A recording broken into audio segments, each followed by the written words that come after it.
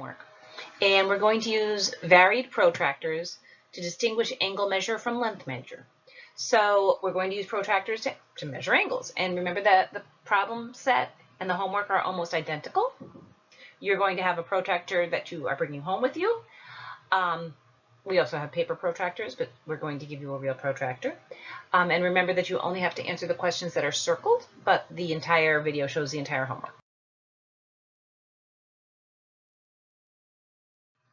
So you're going to use a protractor to measure the angles and record them in degrees. So it's important that one of your line segments lines up with the 0 and the vertex is right here in the middle. See the T right there? That's the vertex. That's where it has to line up. And you can extend the lines to see better. But if you extend this line, it's a little tricky, but it's between 60 and 70, but it's at actually, if you could continue, it's at 60. See, 1, 2, 3, 4, 5, 6, 7. It's at 67 degrees. Now this, I had to rotate the protractor. So I'm using this line segment as the 0. Okay, so for here, we use the blue numbers because we were starting it for 0. But when we're on this side, we're going to use the black numbers because this is 0. And our vertex is right here. And we're coming around, and we can extend this line, but it goes between 70 and 80, and it's right here at 78 degrees. Again, we have to rotate our protractor. So this line segment, and I'm a little bit off, I have to say. Oh, this is a little off. It should be right on the 0, and the vertex should be right here, so I think that mine doesn't line up perfectly, but it's supposed to be between 20 and 30, and it's supposed to be at 32. We're using the blue numbers. So my protractor must have scooched at some point, so it didn't line up perfectly, which is why, and this is a good example of, if you don't have this line segment on 0, and you don't have your vertex right here in the middle, you're not going to get an accurate measurement. So actually, that was good that I made that mistake. So this, for D, we have to make sure we're right on 0. We're going to use the blue numbers because this is the 0. Our vertex is right here in the middle. And this other line is right on 60 degrees. E, rotation, rotation, rotation. So this line segment is going to line up with the blue 0. Our vertex is here.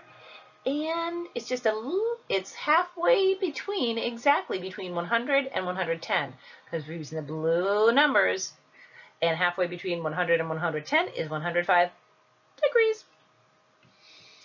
Okay, we're going to use this line segment for 0, so we're using the black numbers because this is the 0. Our vertex is right here in the middle, and so now we're coming around,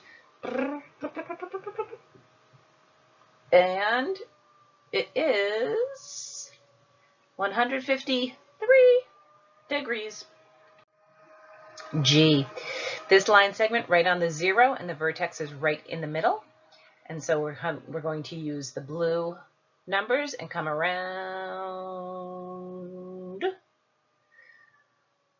And remember, we're using the blue.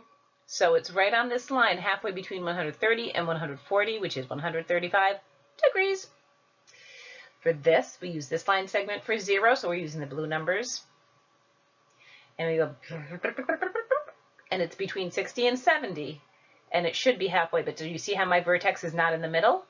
So that affected the measurement. So it's really important to line it up exactly, and that's why I'm a little off, because it should be 65.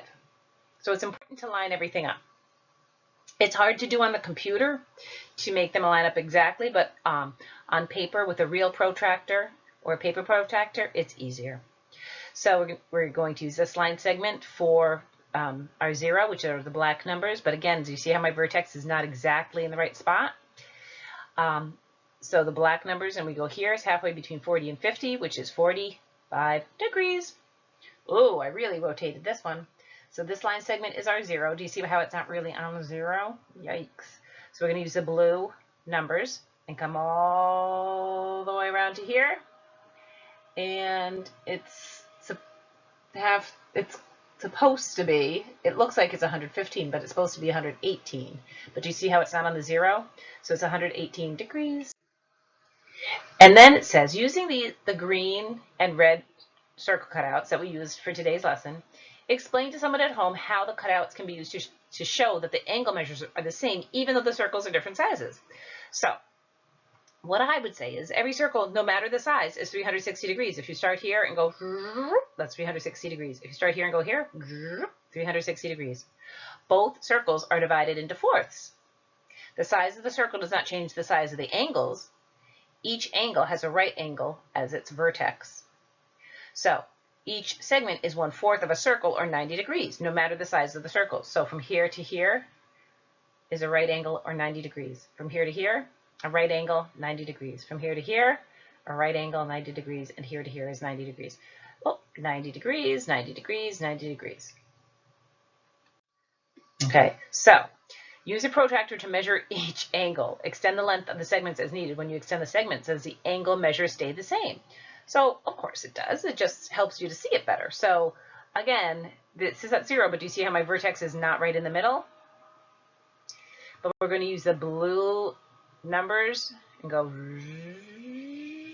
so it should be 172 and degrees. And yes, you can extend the line segments because you can change it to a line or array, and a line and array can go on forever in the same direction. So it doesn't matter. A line segment has a definite beginning and definite end, but if you change it into array or a line, they go on forever. So it doesn't change the angle measure, just makes them longer.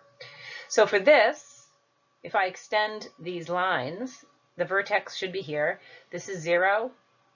We start with the blue, 180 degrees. And this is a straight angle, and a straight angle is always 180 degrees.